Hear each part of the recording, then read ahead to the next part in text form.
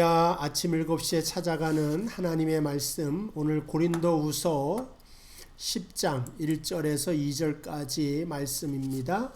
너희를 대면하면 유순하고 떠나 있으면 너희에게 대하여 담대한 나 바울은 이제 그리스도의 온유와 관용으로 친히 너희를 권하고 또한 우리를 육신에 따라 행하는 자로 여기는 자들에 대하여 내가 담대히 대하는 것 같이 너희와 함께 있을 때에 나로 하여금 이 담대한 태도로 대하지 않게 하기를 구하노라. 아멘. 오늘은 바울이 자신에 대하여 비난하는 것에 대한 변호를 하는 가장 구체적인 내용 중에 하나입니다. 1절에 너희를 대하면, 그러니까 대면한다 이거죠. 대면하면 마주보고 있을 땐 유순하고 떠나 있으면 너희에 대하여 담대하다라고 말하는 것은 뭐라 그럴까, 엄격하다, 그렇게 말할 수가 있죠. 바울은 이제 그리스도의 온유와 관용으로 친히 너희를 권한다, 이렇게 말하고 있습니다. 그러니까 바울이라고 하는 사람은 같이 있을 때는 이렇게 별 말을 하지 못하다가 떠나 있어서 편지로 대할 때는 사람들을 대하는 것이 담대하고 대범하게 이렇게 행하는 것에 대하여 비난을 하는 것이 있었습니다. 그것에 대하여 이제 바울이 말하는 것이고, 두 번째는 우리를 육신에 따라 행하는 자로 여기는 자들이 있었다고 하는 거죠. 여기서 육신에 따라 행한다라고 하는 것은 바울이 이제 고린도 교인들에게 헌금을 요구하고 그 헌금에 대하여 또 선교를 하면서 선교비로 사용하는 것에 대하여 개인적인 착복이 있을 것이다, 이렇게 비난하는 자들에 대하여 바울이 자기 자신을 변호하는 내용이 주된 내용으로 되어져 있습니다. 일단은 바울이 다른 서신에서도 이야기를 하지만 자기는 말에는 졸하고 또 시원시원하지 못하다, 이제 그런 말을 해요. 그러니까 그 당시에는 이제 그 웅변술이라든가 남을 설득하는 그 설득력 있는 말, 그 언변, 그러한 것들이 굉장히 지금도 그렇지만 그 당시에는 더 많은 어떤 사도의 증거로서 그렇게 인식되던 때인데, 바울은 말하는 데는 그렇게, 설교하는 데는 그렇게 은사가 없었고 오히려 글을 쓰는데 하나님께서 은사를 많이 주신 것을 보게 됩니다. 그러니까 바울에게도 하나님께서는 모든 것을 다 주시지 않고 한 가지만 주셨다, 이렇게 볼 수가 있죠. 그런데 이제 그 당시에 바울에게 있어서는 웅변을 하거나 설교하는데 남보다 이렇게 앞서가지 못하는 것이 어떻게 보면 장애 요인이고, 왜 그러한 은사를 주시지 않았겠는가라는 생각을 가질 수도 있지만, 지금에 와서 생각하니까 그 말이라고 하는 것은 일시적이고 순간적이라 전하고 나면 없어지지 않습니까? 지금처럼 녹음기나 비디오가 있는 것도 아니기 때문에. 근데 글이라고 하는 것은 2000년이 지난 지금도 우리가 바울의 글을 읽고 있고 거기에 따라 진리를 취하고 하나님의 뜻을 알 수가 있는 것입니다. 그러니까 그 당시에 말하는 것이 더 뭐라 그럴까, 가장 능력 같고 우선하는 바울이 가져야 될 은사 같지만 그렇지 않았다 하는 것을 지금 좀 본받게 됩니다. 알게 되고요. 그러나 이제 또 한 번 생각해 볼 것은, 바울은 누구에게나 적대적이라든가 위협적이라든가 심판적으로 말을 하는 사람이 아니었다 하는 것을 보게 됩니다. 그러니까 개인적으로 오늘도 편지에 보면 참 따뜻하고 관용적이고 온유하고 겸손한 사람이다, 그렇게 알 수가 있죠.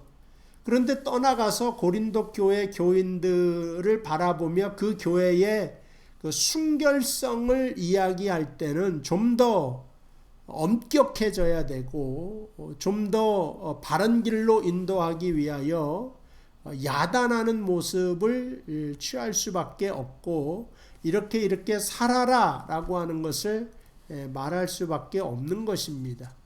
그러니까 목사인 저도 개인적으로 뭐 여러분들에 대하여 늘 이렇게 좀 관용하는 마음을 가지려고 하고 이해하려고 하는 마음을 가지려고 하고 흠이 있으면 덮어주고 싶고 그런데 이것이 공적인 자리에 가서는 좀 다를 수가 있다 하는 것입니다.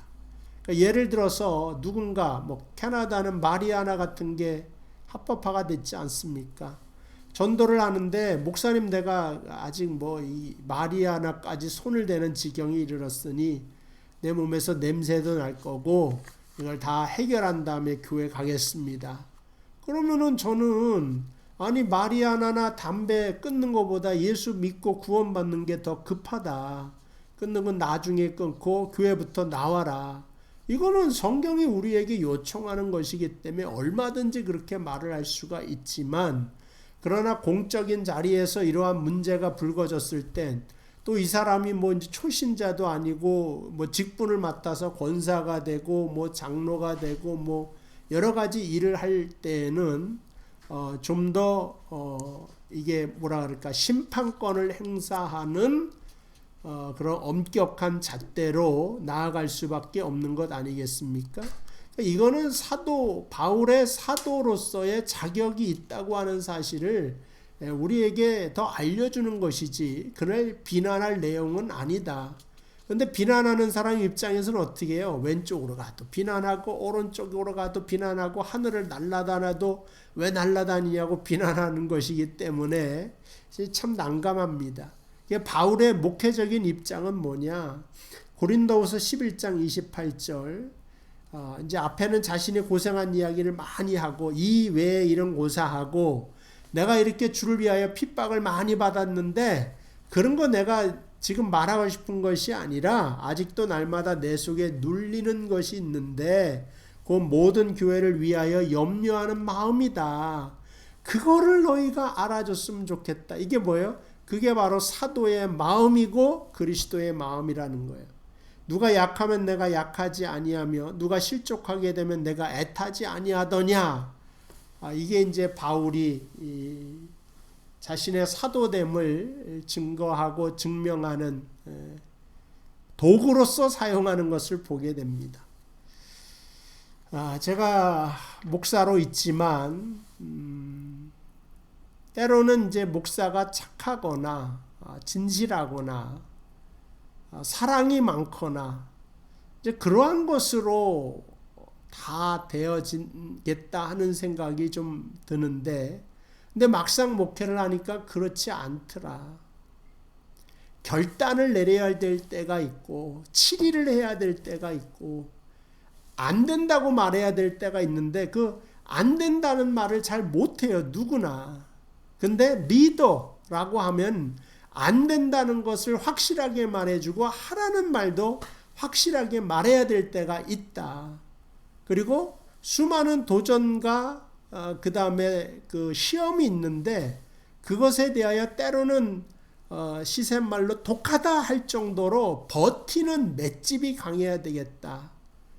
그런 생각이 들면서 목회라는 게 착한 사람이 해서는 안 되는 거구나. 이제 저는 이제 그런 생각도 좀 가졌어요. 근데 바울을 보니까 바울의 본 모습이 어떤 거냐? 날마다 내 속에 눌리는 것이 있어서 이렇게 살얼음판을 걷듯이 아슬아슬하게 신앙생활을 했다는 거예요. 바울이 그렇게 생활하니까 새로 들어온 사람이 마음 편하게 믿을 수가 있는 거죠.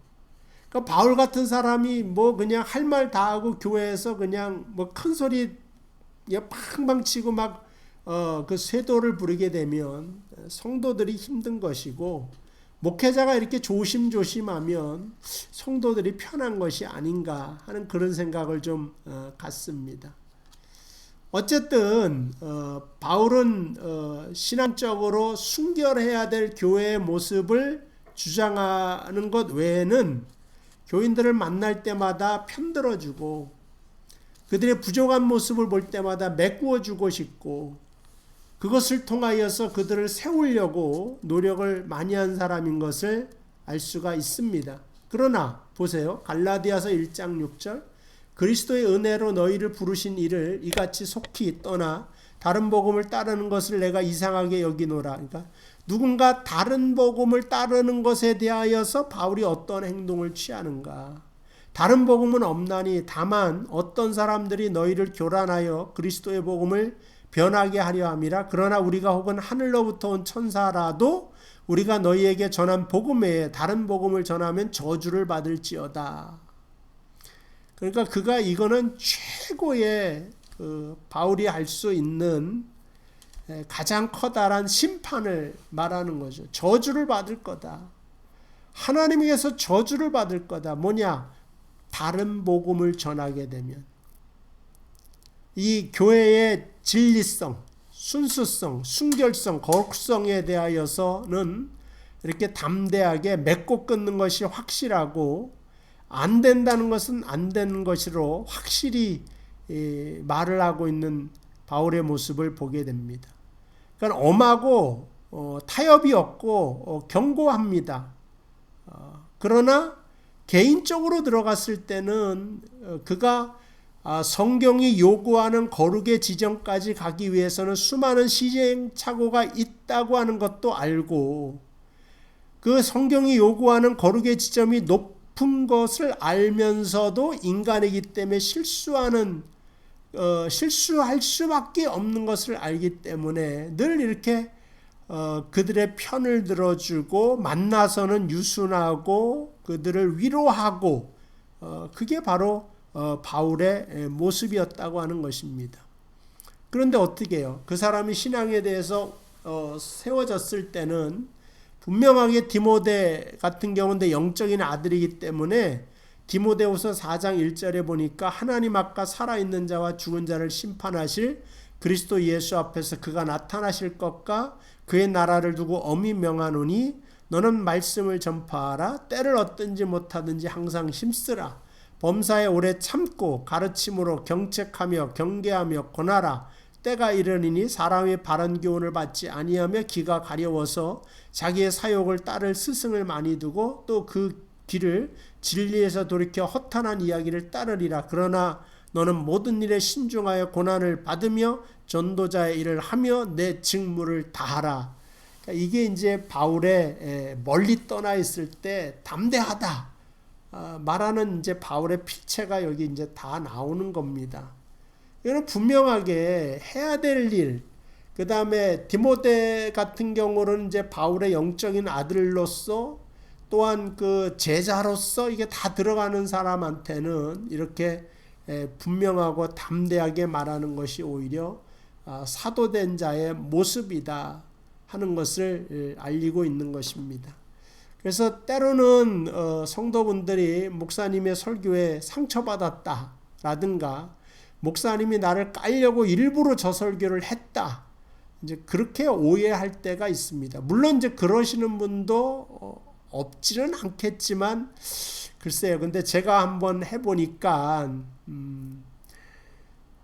그렇게 설교하는 자리가 여유롭지가 않습니다. 시간상으로나 마음적으로나 제가 한 30년 가까이 설교를 해도 그런 거 다 따져가면서 막 이렇게 설교하기가 쉽지 않습니다. 이 준비해 놓은 것만 제대로 잘 말하기도 참 어렵다. 이제 그런 말씀을 좀 드리고 싶고.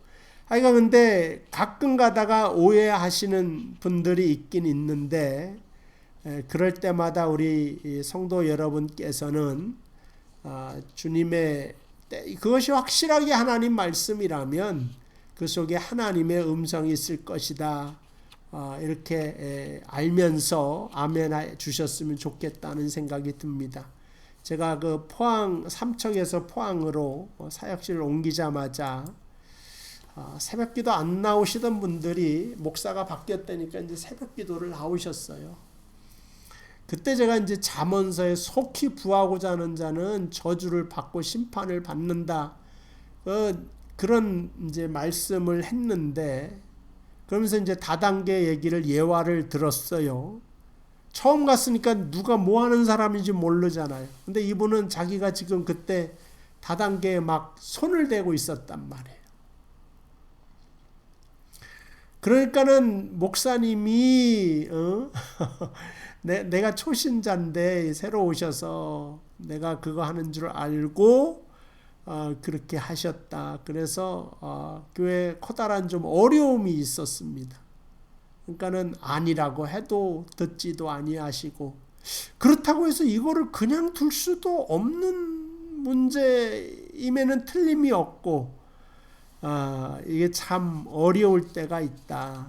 근데 어쨌든 리더로서 바울은 개인적으로 대응할 때는 정말 겸손한 모습으로 아끼는 마음으로 그에게 다가가지만, 이것이 교회적인 차원에서 거짓 복음이다 그러면 내가 천사라 할지라도 맞서 싸우고 그 사람은 저주를 받아 마땅하다, 이렇게 나갈 수 있는, 그래서 바울이 그 복음의 순수성을 지키고 초대교회를 올바르게 인도한 리더가 될 수밖에 없는 겁니다. 그러니까 디모데후서 4장 1절은 애누리가 없습니다. 그러니까 하나님의 교회를 거룩하게 하는 것에 대하여 경고하는 것에 대해서는 바울은 정말 담대한 사람이었다.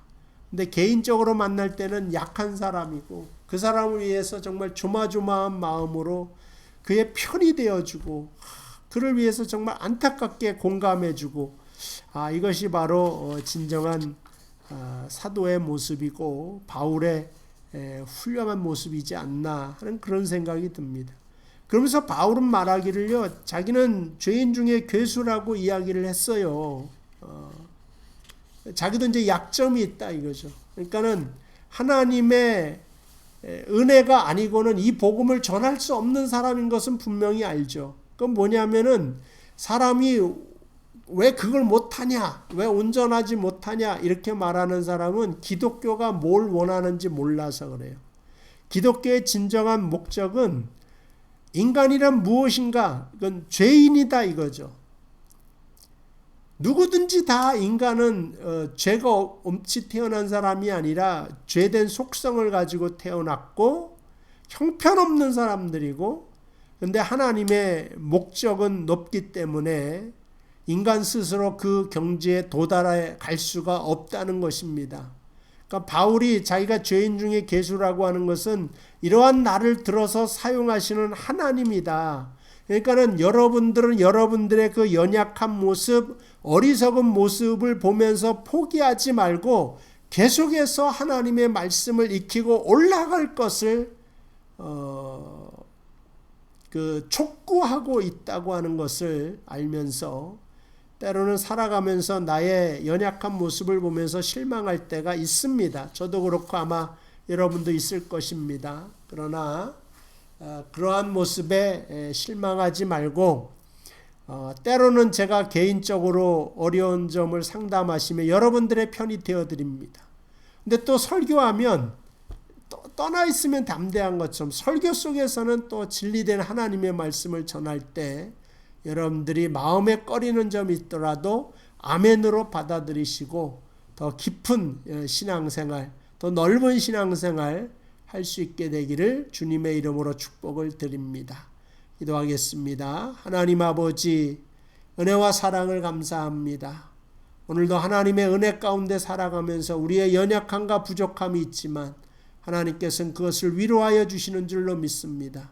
그런데 또한 말씀을 통하여 우리를 경고하시고 경계할 땐 그 말씀 또한 아멘으로 받아들이면서 우리의 행실을 고쳐나가며 회개할 수 있도록 인도하여 주시옵소서. 오늘 말씀을 주신 하나님께 감사하며 또 오전에 있을 말씀 성경 공부 시간에도 더 놀라운 은혜로 같이 하여 주시기를 예수님의 이름으로 기도하옵나이다. 아멘. 감사합니다. 내일 이 시간에 또 뵙도록 하겠습니다.